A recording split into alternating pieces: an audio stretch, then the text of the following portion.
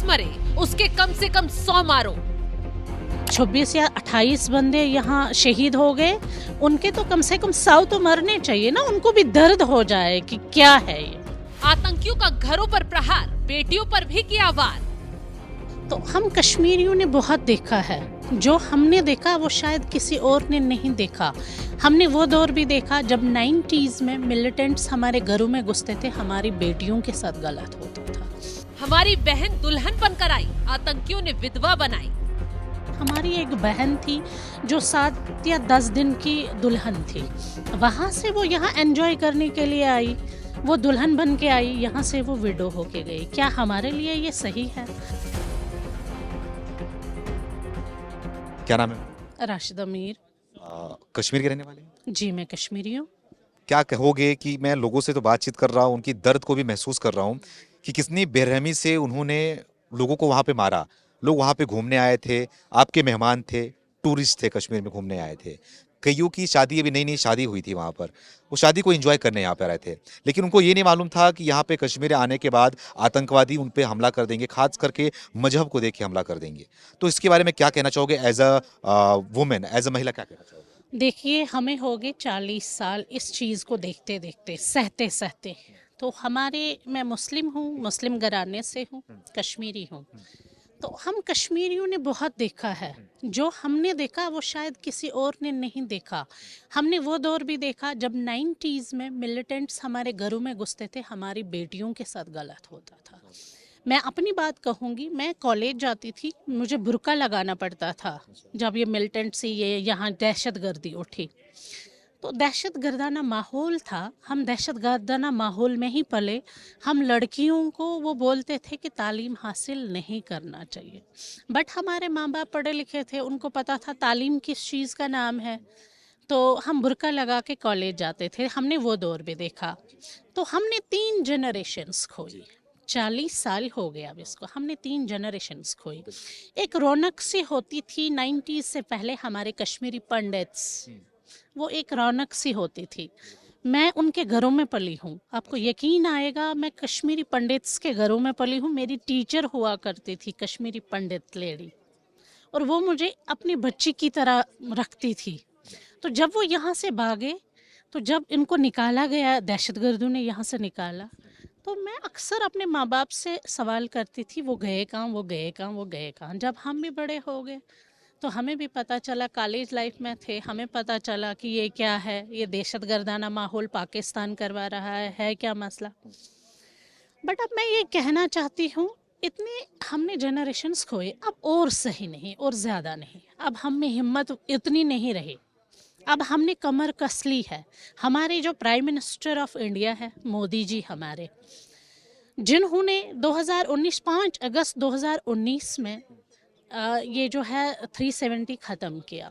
370 के बाद हमने अमन देखा, चैन देखा, हमारे बच्चे सुकून से निकल रहे थे, स्कूल जाते थे, कॉलेज जाते थे, तो उनको, हमें कोई खौफ नहीं होता था। हमें पता था कि हमारे गुरु बैठे हैं, हमारे प्रधानमंत्री जी, तो वो कुछ गलत नहीं होने देंगे। फिर सर्जिकल स्ट्राइक भी हुई, एक जवाब उनको करारा मिला जब उन्होंने ये पुलवामा का अटैक किया।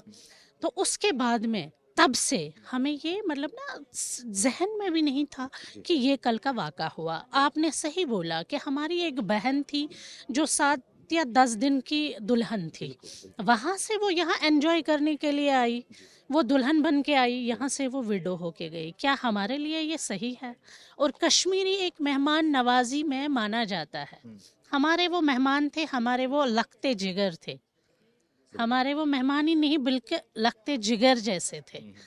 तो हमें जितना उनके घरों को दुख है ना, उससे ज़्यादा हमारे घरों में दुख है। आप यकीन करेंगे, आज 2 दिन हो गए, 3 दिन हो गए इस वाक़े को, और मैंने अभी तक मतलब हमारे घरों में, जैसे कहते हैं ना, वो मातम जैसा है, वो मातम छाया हुआ है। आज भी हम इसी मातम में ही आए थे, श्रद्धांजलि देने आए थे। जैसे कि आपने इसके पहले बताया हमें कि कश्मीरी पंडित के साथ में यही किया गया था, उनको भगाया गया था, मारा गया था।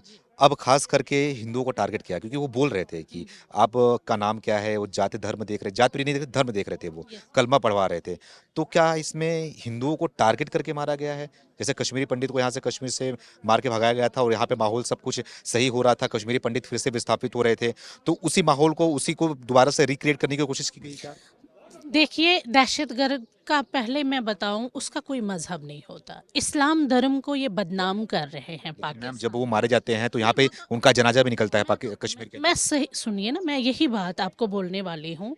दहशतगर्द का कोई मजहब नहीं होता है। और रही बात पाकिस्तान की, वो बाज नहीं आएगा। उनको इस बार भी करारा जवाब इसका देना पड़ेगा हमने, क्योंकि ये चुन चुन के ऐसे बोलना कि आप हिंदू है, ये मुसलमान है। उसमें हमारा एक मुसलमान भाई भी था जिसने ना वहाँ जदोजहद की है कि नहीं जी, गन नीचे करो, आप बेगुनाहों को क्यों मार रहे हो।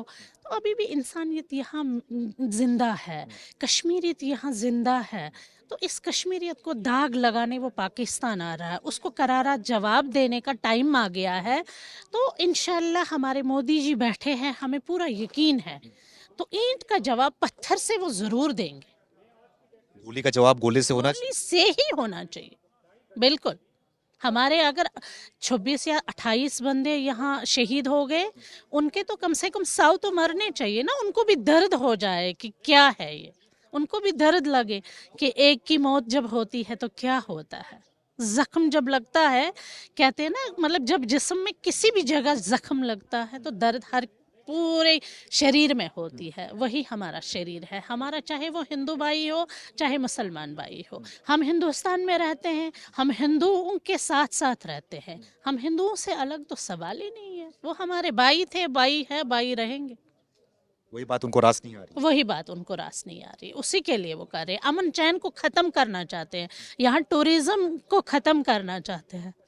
हम उनके इशारों पे नहीं चलना चाहते। अमित शाह जी भी कश्मीर में आए थे, हमला के जब घटना हुई, घटना के तुरंत बाद यहाँ पे पहुंचे, जायजा लिया, लोगों से मिले जुले भी।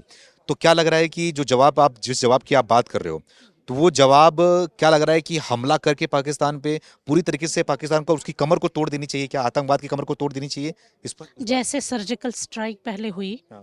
उससे ज्यादा बड़ा कोई जवाब देना चाहिए, ज्यादा बड़ा जवाब। ज्यादा बड़ा। आप सब लोग उनके साथ हैं? जी जी, हम बिल्कुल सब, सारे कश्मीरी, मैं ही नहीं, सारे कश्मीरी, सारे मुसलमान भाई, सारी मुसलमान बहनें, हमने उनको प्रधानमंत्री माना है। हमारा वो भाई भी है, हमारा वो गुरु भी है।